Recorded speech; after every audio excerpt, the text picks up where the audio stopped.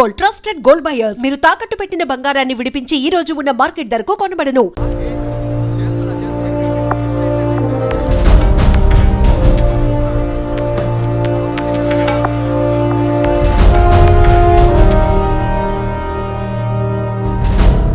So మీ ఇంట్లో ఉన్న drivers కానీ మెయిట్స్ కానీ మీ వైఫ్ని చివరిసారిగా ఎప్పుడు చూసామన్నారు? వెనస్డే ఈవినింగ్ చూశారట. డ్రైవర్ డ్యూటీ అయ్యాక ఇంటికి వెళ్ళేటప్పుడు రేపొద్దున ఎన్నింటి రావాలమని నా వైఫ్ని అడిగాడట. ఎప్పట్లా వస్తే చాలని తను చెప్పిందట. ఆ తర్వాత ఎవరూ తనను చూసినట్లేదు. ఆ రోజు మీరు ఎక్కడున్నారు సార్? హైదరాబాద్లో ఓ టీవీ ఛానల్ మీటింగ్ అని వెళ్ళాను. లాస్ట్ ఫోన్ మీ వైఫ్కి ఎప్పుడు చేశారు? Next day morning. Phone switch ఆఫ్లో ఉంది. మోస్ట్లీ తన ఫోన్ స్విచ్ ఆఫ్లోనే ఉంటుంది. అందుకే నేను పెద్దగా పట్టించుకోలేదు. ఎప్పుడు మీకు డౌట్ వచ్చింది? ఆ రోజు నైట్ వరకు నాకు రాలేదు. దీన్ని ఇష్యూ చేయటం ఏం బాగుండదని ఎవరికి చెప్పలేదు. ఆ తర్వాతే నేను కమిషనర్ దగ్గరికి వెళ్ళి కంప్లైంట్ చేశాను.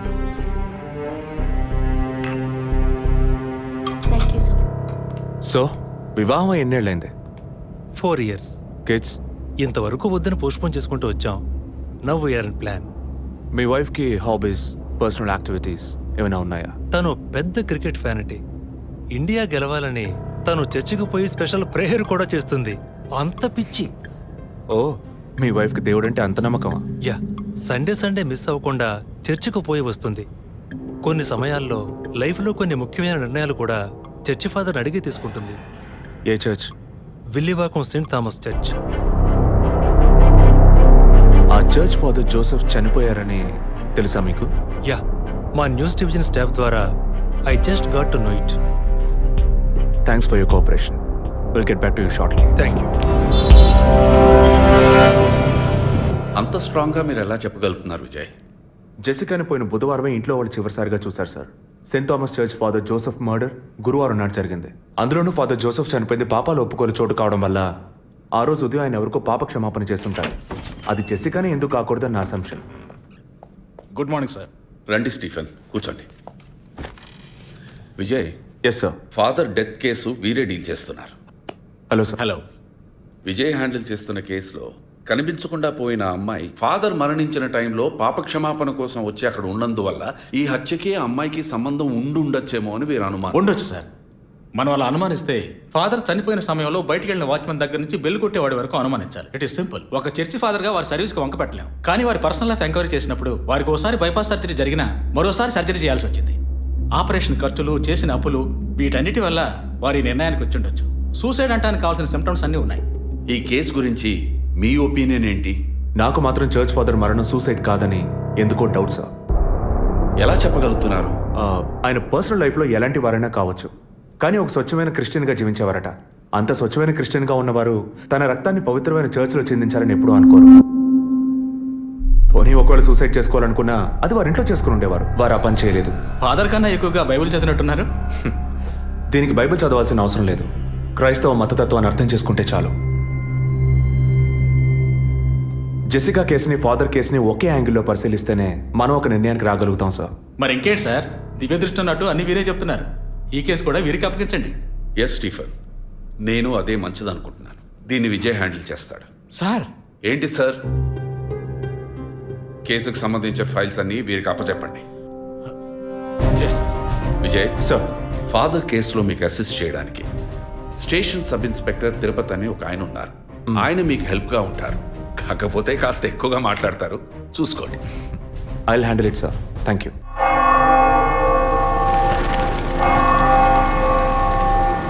అడుక్కుంటే ఇస్తాడు, వేడుకుంటే తీరుస్తాడు, నిజమైతే గెలిపిస్తాడు యేసు. అడుక్కోండి. ఫాదర్ హైటు వెయిటు మీకు మ్యాచ్ కావడం వల్ల ఆయన ఏ పొజిషన్లో కూర్చుని ఉంటారు, ఎలా ఉండుంటారని మీతో ఒక చిన్న అసంప్షన్. లేచరండి. డాంకీ యజ్ఞం కాదు, అందుకు ఇలా కూర్చోబెడతా సార్. నన్ను కొత్తగా మందు కనిపెట్టే డాక్టర్లు ఎలికి మీద ప్రయోగించినట్టు కంగారు పెట్టారు కదా సార్. ఫాదర్ ఎలా కూర్చున్నారో, ఎలా పడిపోయారో, ఎప్పుడు చనిపోయారో, ఇప్పుడు ఎక్కడున్నారో. కాకపోతే ఒకటి, father no more, I mess more. That is the difference. Commissioner గారు చెప్పింది కరెక్టే. కమిషనర్ గారు ఏం చెప్పారు సార్ నా గురించి? చెప్పారులే. పీసీ భానుమతి విషయమా? తెలిసే ఛాన్స్ లేదే. నా ప్రమోషన్ విషయమా? మనకంత సీన్ లేదే.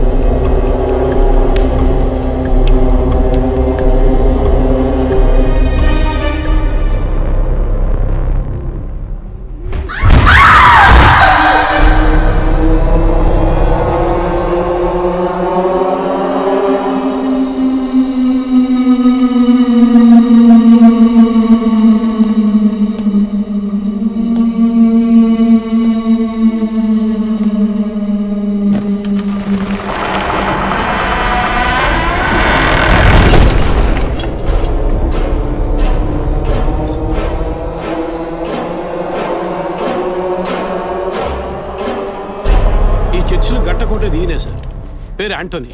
నమస్కారం సార్. ఇక్కడ 8 ఏళ్ళుగా పనిచేస్తున్నాం సార్. ఫాదర్ రికమెండేషన్తోనే ఇక్కడ చేరారు. ఫాదర్ ఎప్పుడు ఎన్నింటికి చర్చ్కి వస్తారు? ఎప్పుడు 7 గంటలకు వచ్చేస్తారయ్యా. సండే అయితే 5 గంటలకు వచ్చేస్తారు. ఒకవేళ ధూప ప్రార్థన ఉన్నా 5 గంటలకు వచ్చేస్తారు. ఫాదర్ 6 గంటలకు చర్చిలో ఆ రోజు కాలం చేశారు. ఆ రోజు స్పెషల్గా ధూప ప్రార్థన ఏమైనా జరిగిందా?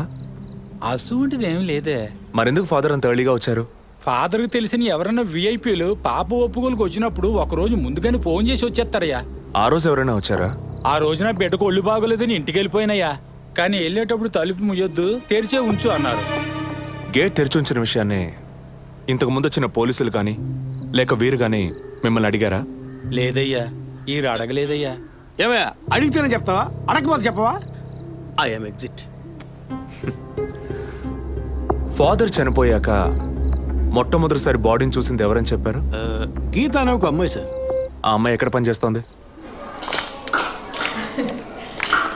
The wheels on the bus go round and round, round and round, round and round. The wheels on the bus go round and round, all the way to Chennai City. Geetha, police department నుంచి నీకోసం ఇద్దరు వచ్చారు. కారిడార్లో wait చేస్తున్నారే. సరే వస్తానని చెప్పు.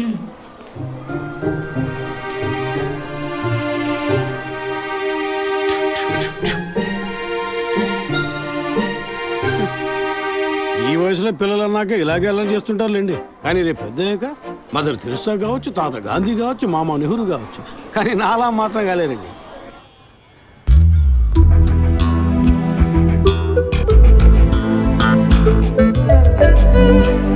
అది వస్తుంది తనే గీత. పేరు వరకే, నోరు తెరిస్తే రాత్రి మార్చేస్తా సార్. ఎందుకు నన్ను రమ్మన్నారు? మీరేనా గీత? అవును నేనే. ఏం కావాలి? I'm assistant commissioner Vijay Prakash. Me ID card ఇవ్వండి. ఈ మధ్యగా ఎలక్షన్లు పూర్తయి అంతలోనే మధ్యంతర ఎన్నికలా సార్? ఓటర్ ఐడి అడుగుతున్నారు, ఇవ్వండి. I mean me voter ID కాదు, మీరు పోలీస్ అని గుర్తించే ఐడి కార్డ్ అడిగాను. ఏ ఐడి కార్డు ఉంటేనే మాట్లాడతారా? ఏ అడగకూడదా? ఏంటి బస్ పాస్ పారేసుకుని స్టూడెంట్ ఎదుర్కొంటున్నాడు? సరే విషయం ఏంటో చెప్పండి. ఫాదర్ కేసులో ఆయన బాడీని ఫస్ట్ టైం చూసింది మీరే. దాని గురించి మీతో కొంచెం మాట్లాడాలి. నేను ఎన్నిసార్లు చెప్పాలి, నాకు అర్థం కావట్లేదు. 2 రోజుల ముందే కదా వచ్చారు. నేనా? మీ డిపార్ట్మెంట్ నుంచే వీరు కూడా వచ్చారు. 2 గంటల సేపు నా ఇంటికి వచ్చి ఇంట్రోగేట్ చేశారు. పక్కింటి వాళ్ళకి సమాధానం చెప్పలేకపోయాను. ఇప్పుడు ఇలా వర్క్ చేసే ప్లేస్కి వచ్చి టార్చర్ పెడితే ఎలా చెప్పండి? అందరూ అన్నారు పోలీసులతో వద్దు అని. నేనే వినలేదు. ఆ డెడ్ బాడీని చూసిన వెంటనే వెళ్ళిపోవాల్సింది.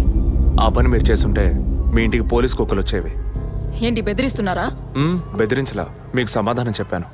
ఇలా చూడండి, మీ డిపార్ట్మెంట్ నుంచి ఎంతమంది వచ్చినా, ఎన్ని తడవలు వచ్చినా ఏం అడుగుతారు మీరు? ఎందుకు చర్చికి వెళ్ళారు? ఎందుకు పొద్దున్నే వెళ్ళారు? ఫాదర్ డెడ్ బాడీని ఎప్పుడు చూశారు? మీరు చూసినప్పుడు ఆయన ప్రాణాలతో ఉన్నారా? అంతే కదా. దయచేసి వెళ్ళిపోండి ప్లీజ్. నేను ఇప్పుడు ఇక్కడికి ఎంక్వైరీ చేయడానికి వచ్చింది మీరు ఆయన బాడీని చూసినందుకు కాదు.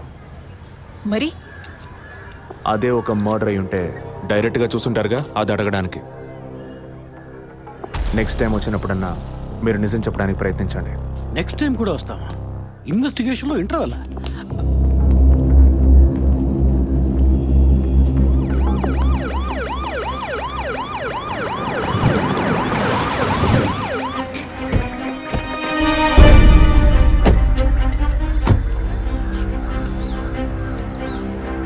సార్ అదే గీత ఇల్లు. వెళ్ళి చూసిరండి. ఆ ముసలాన్ని మళ్ళీ చూడాలా?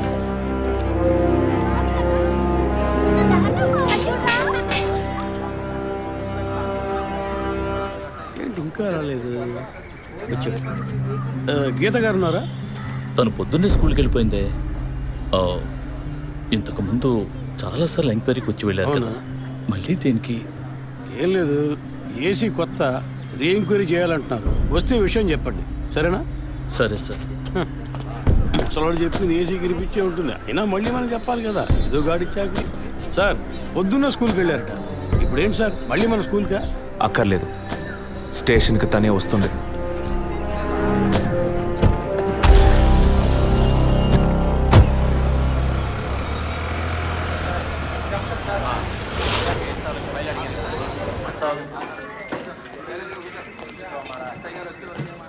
మిస్సింగ్ కేసులు తేలిగ్గా తీసుకోకండి సార్. రేపే నాకు ప్రోగ్రెస్ తెలియాలి. ఓకే సార్ మిమ్మల్ని చూడడానికి వచ్చారు. కూర్చోండి. వర్కింగ్ ప్లేస్కి రావద్దు అన్నాను కదా, మరి ఎందుకు సార్ మా ఇంటికి వచ్చారు? పోలీస్ స్టేషన్కి ఆడపిల్ల రావడం ఓకేనా? ఓకే అంటే చెప్పండి. ఎప్పుడు ఏ క్లారిఫికేషన్ కావాలన్నా పిలుస్తాను. ఇప్పుడు ఏ క్లారిఫికేషన్ చెప్పండి. ఈ చైన్ మీద హలో, నేను క్రిస్టియన్ని కాదు. Alex, sir. Yes sir. మీరు కొండకి ఎప్పుడు వెళ్తున్నారు? వచ్చే వారం సార్. నేనే మిమ్మల్ని లీవ్ అడగాలనుకున్నాను సార్. సరే, ఓకే, పిలుస్తాను. Thank you sir. నేను కూడా వారం వారం చర్చ్కి వెళ్తాను. అంత మాత్రాన క్రిస్టియన్నా? It makes no difference. Jesus, Gandhi, షేక్ వారా వీళ్ళు ఇప్పుడు ఫ్యాషన్ సింబల్స్ అయ్యారు. ఇలా చూడండి, మొదట ఆ చైన్ నాది కాదు. నెల నెల చర్చ్కి వచ్చే ఫండ్స్ నుంచి స్కూల్కి ఇచ్చే డొనేషన్ ఫాదర్ ద్వారా నేనే తీసుకొస్తుంటాను. అందుకే ముందు రోజు ఈవినింగ్ ఫాదర్తో ఫోన్లో మాట్లాడి నెక్స్ట్ డే మార్నింగ్ 7:45కి నేను చర్చ్కి వెళ్ళాను. నేను లోపలికి పోయి ప్రేయర్ హాల్లో చూస్తే అక్కడ ఫాదర్ లేరు. సరే, నీ కన్ఫెషన్ హాల్లో పోయి చూస్తే అక్కడ ఫాదర్ చనిపోయి ఉన్నారు. ఆ తర్వాత ఎలా బయటకు వచ్చానో నాకు తెలీదు. స్కూటీ ఎక్కి బయలుదేరటమే నాకు గుర్తుంది. స్కూటీలో 7:45కి మీరు వెళ్ళానంటున్నారు. చర్చ్ ఎంట్రన్స్లోకి వెళ్ళాక గేట్ సగమే తెరిచుందా లేక పూర్తిగా తెరిచుందా? పూర్తిగానే తెరిచింది. బండిని చర్చ్కి లెఫ్ట్లో పార్క్ చేశారా, రైట్లో పార్క్ చేశారా? రైట్లోనే పార్క్ చేశాను. సైడ్ స్టాండ్ వేశారా, సెంటర్ స్టాండ్ వేశారా? ఎందుకు? జస్ట్ ఆన్సర్ మీ. సైడ్ స్టాండే వేశాను. లాక్ చేశారా? చేశాను. అప్పుడు మీ ముఖాన్ని తప్పకుండా అద్దంలో ఒక్కసారైనా చూసుకొని ఉంటారు. అద్దానికి కేసుకి లింక్ ఏంటబ్బా? ఆ సమయంలో చుట్టూ ఎవరైనా ఏదైనా మూవ్ అయినట్టు తెలిసిందా? లేదు. Any car, bike? లేదు. తప్పకుండా చూసుంటారు మీరు. ఒక్కసారి ఆలోచన చూడండి. బికాస్ ఫాదర్ చనిపోయిన టైము, మీరు చర్చిలో ఉన్న టైము మోరాలస్ ది సేమ్. ఎంత డీప్ ఇన్వెస్టిగేషన్ అవసరమా? అవును, అక్కడ ఒక కారు ఉన్నట్టే అనిపిస్తోంది. ఇది మనకి చెప్పలేదే, మనం అడిగితే కదా చెప్పేది. ఈ కార్ ఏమో చూడండి. అవును, ఇటువంటిది అయ్యుండొచ్చు. కారులో ఎవరైనా ఉన్నారా? లేరు. నిజంగా? అదే ఎవరు లేరని చెప్తున్నానుగా. Okay, cool. తర్వాత? ఆ తర్వాత చర్చ్ లోపలికి వెళ్ళాను. మొత్తం 3 ఎంట్రీలు ఉన్నాయి. మెయిన్ ఎంట్రీలోంచి వెళ్ళారా లేక సైడ్ ఎంట్రీలోంచి? మెయిన్ ఎంట్రీ క్లోజ్ చేసింది, అందుకే సైడ్ ఎంట్రీలోంచి వెళ్ళాను. సరే, మరి తిరిగి వచ్చేటప్పుడు ఎటు నుంచి వచ్చారు? అదే వచ్చే కంగారులో ఎట్నుంచి వచ్చానో ఏమో గుర్తులేదంటున్నానుగా. అక్కడ ఏదైనా మిస్ చేసుకున్నారా? లేదు. ఆలోచించి చెప్పండి. లేదు. ఏంటి ఇన్వెస్టిగేషన్ టైంలో గిఫ్ట్ ఇస్తున్నాడు, జడ్జిమెంట్కి అందడం లేదే. Is this yours? స్కూటీని తీసేటప్పుడు కీచైన్ని మిస్ చేసుకున్నాను. కింద పడ్డ కీ తీసాక మీరు ఒక భయంతో కంగారుతో బండి స్టార్ట్ చేస్తుంటారు. అప్పుడు ఆ కార్ అక్కడ ఉందా?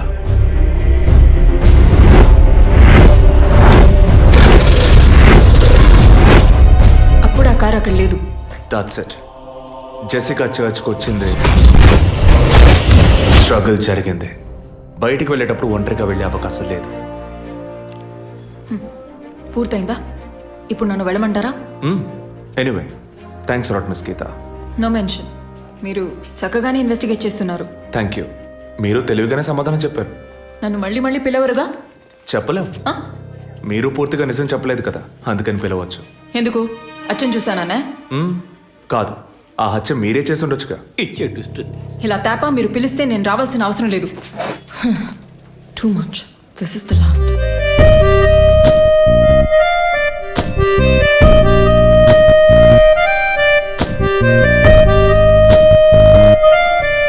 తిరుపతి సార్, మీరు ఎలా ఫీల్ అవుతున్నారు? ఈ అమ్మాయి చాలా మంచి అమ్మాయి సార్. నేను కేసు గురించి అన్నాను. అదే సార్ నేను అన్నది. ఈ అమ్మాయి కేసుకి బాగా కోఆపరేట్ చేస్తాం. మీరు ఓ పని చేయండి. చెప్పండి sir.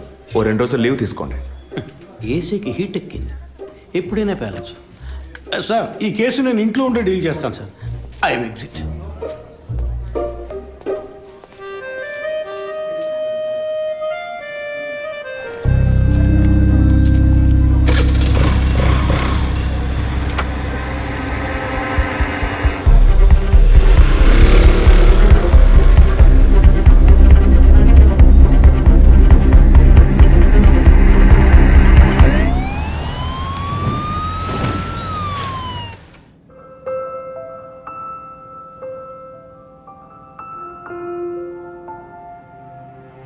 Yes, she has conceived. Thank you doctor, thank you so much. 2 months, 10 days. సంతోషకరమైన వార్త విన్న వెంటనే నాకు ఇప్పుడు ఏం మాట్లాడాలో తెలియట్లేదు డాక్టర్. దేవుడి వరాన్ని కాస్త ఆలస్యంగా ఇచ్చాడు అంతే. డాక్టర్, ఇక మీద నేను నా భార్యను ఎలా చూసుకోవాలి? మన పెద్దవాళ్ళు చెప్పందా, కొత్తగా నేను చెప్పేది ఏముంది? బట్ యాజ్ అ డాక్టర్ నేను ఇప్పుడు ఏమీ చెప్పను. ఈ ఆనందంలో చెప్పినా అర్థం కాదు. ముందు ఈ శుభవార్త ఇంట్లో చెప్పి వాళ్ళని సంతోషపరచండి, ఓకే? ఈ సంగతి తెలిస్తే ఇంట్లో మాకన్నా అమ్మా నాన్న ఎక్కువ సంతోషిస్తారు. మరి ఆలస్యం దేనికి, ముందు ఫోన్ చేసి చెప్పేయండి. Sure doctor. ఒరే విజయ్ రారా, అభి ఇప్పుడే ఫోన్ చేసింది, తను కన్సీవ్ అయిందట. నేను బాబుని కాబోతున్నాను రా. ముందు నోరు తీపి చేసుకో. నువ్వు బాబాయ్ కాబోతున్నావు. అయ్యో రారా, నేను సంతోషం పట్టలేకపోతున్నాను. ఆడు చేతులు ఆడటం లేదు రా. మా ఇంటికి ఒక కొత్త వెలుగు రాబోతోంది మేడం. ముందు మా కులదైవాన్ని దర్శించుకోవడానికి కొంచెం ముక్కులన్నీ తెచ్చుకుంటాం.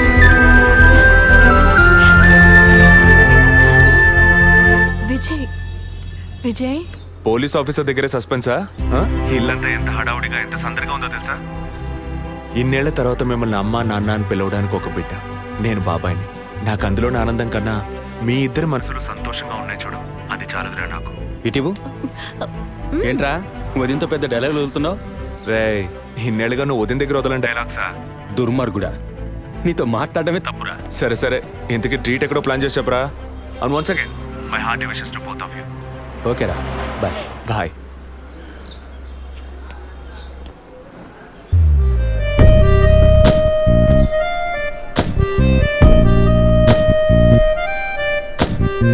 ఇల్లు మారితే తెలీదా?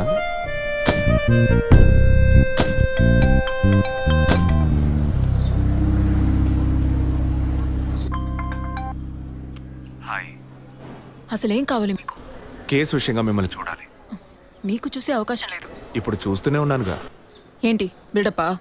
ఇంటి ముందుకొచ్చి నుంచుంటే చూడొచ్చనా? మేము అసలు అక్కడ లేనే లేము, ఇక మీరు ఎలా చూస్తారు? ఆ ఇంటి ముందు నిలబడి చూస్తే కనపడరు, కానీ Ashok Nagar Majestic flat number 15 second floor balcony నుంచి చూస్తే తప్పకుండా కనపడతారు.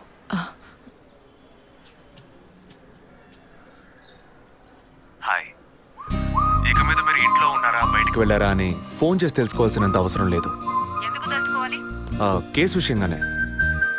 హత్య చేసుంటాననే కాదు, హత్య చేయడానికి స్కెచ్ వేసి ఇచ్చినందుకు. ఓ పోలీస్ ఆఫీసర్ అయ్యుండి ఇలా ఫ్లర్ట్ చేస్తున్నారే, ఇదేమైనా కరెక్టా? ఫ్లర్టా?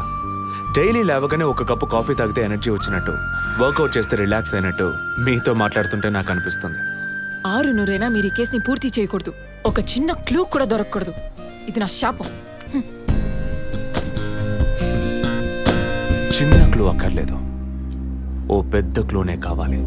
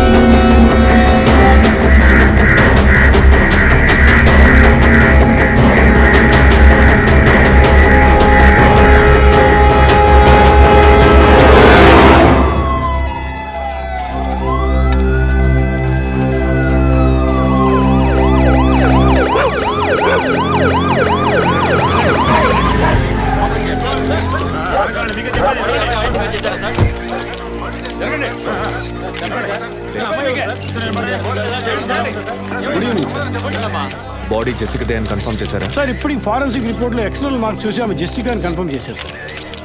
పోస్ట్ మార్టం ఇక్కడే జరుగుతుందిగా? ఎస్ సార్, బాడీ బాగా డీకంపోజ్ అయినందువల్ల సీన్ ఆఫ్ క్రైమ్లోనే పోస్ట్ మార్టం చేయమని కమిషన్ ఆర్డర్ సార్.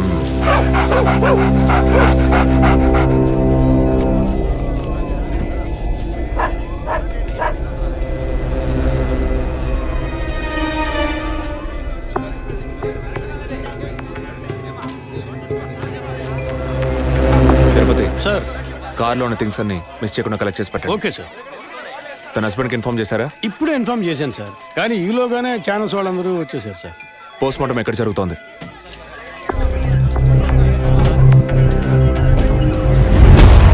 సార్ ఖచ్చితంగా ఎవరు నరికి ముక్కలు చేసి ఉంటారు సార్. బాడీ పూర్తిగా కుళ్ళిపోయినందువల్ల ఇక్కడున్న కాకులు గద్దలు కుక్కలు పీకుంటాయి సార్. సార్ ఇంకో 10 minutes ఇంటెన్స్ అన్ని కంప్లీట్ అవుతాయి. ఆ తర్వాత మీకు ఫుల్ డీటెయిల్స్ తెలుస్తాయి sir. Okay, I'll be around. Okay sir. Jessica దొరికితే ఫాదర్ విషయంలో ఏదైనా క్లూ దొరుకుతుందని ఆశించాం. ఇప్పుడు తనే లేదు. పాపాన్ని క్షమించే ఫాదర్ ఇప్పుడు ప్రాణాలతో లేడు. పాపాలు ఒప్పుకోలుకు వచ్చిన జెస్సీ ఇప్పుడు ప్రాణాలతో లేదంటే మరి ఆ పాపం ఏంటి? ఫాదర్కి జెసికాకి మాత్రమే తెలిసిన నిజం ఇంకెవరికో తెలిసిందే. Excuse me sir, physical wound cause of death మీరు చూసారంటే ఎడం చేతి మణికట్ట దగ్గర కోసి ఉంది సార్. బ్లడ్ కంప్లీట్గా డ్రైన్ అయినందువల్లే ప్రాణం పోయింది sir. And one more important thing sir, she was pregnant.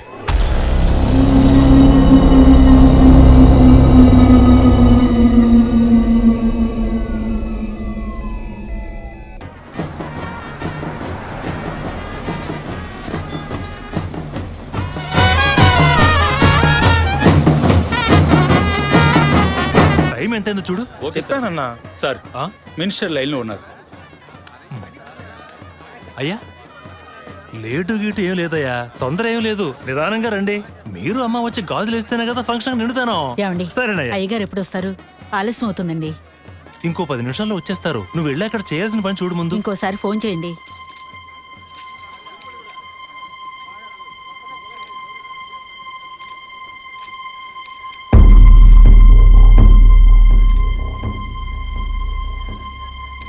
సంతోషంగా ఉండాల్సిన వేళ మొహం అలా పెట్టుకున్నావంటే తట్టుకోలేకపోతున్నానమ్మా. ఇప్పుడు ఏమైందని? తప్పు కదమ్మా. నువ్వేమన్నా కావాలని చేసావా? అట్టా కళ్ళు తుడుచుకోకుండా కాస్త నవ్వుతూ కూర్చో. ఉం?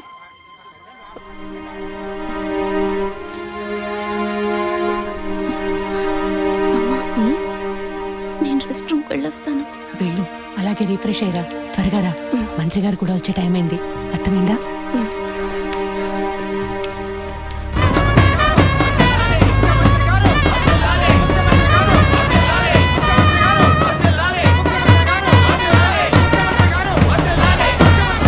నమస్కారం అయ్యా. రండి. చాలా సంతోషం అయ్యా. అయ్యా, ఇప్పుడు సంతోషంగా ఉందా? అంతా మీ ఆశీర్వాదం అయ్యా. మనవాళ్ళు లేడు మనవాళ్ళు లేడని తెక్కలవరికి. అవునయ్యా. ఇప్పుడు వంశానికి వారసుడు వచ్చాడు, నీ రాజకీయాలకి వారసుడు వచ్చాడు. నమస్కారం సార్. ఎలాగున్నావయ్యా? మీ దయలో బాగున్నాను సార్. దొరా ఇలా రా. చెప్పండి అయ్యా. ఏవయ్యా, ఫంక్షన్ మొదలవుతుందా లేక పూర్తయిపోయిందా? అయ్యా ఇప్పుడు మొదలెట్టబోతున్నాం. మరి నీ కోళ్ళేదయ్యా? చెప్పండి నాన్న. రే పద్మ ఎక్కడ్రా? బాత్రూమ్కి వెళ్తానంది. వెళ్ళి చూడరా. అలాగేనన్నా. ఇప్పుడే వస్తానే.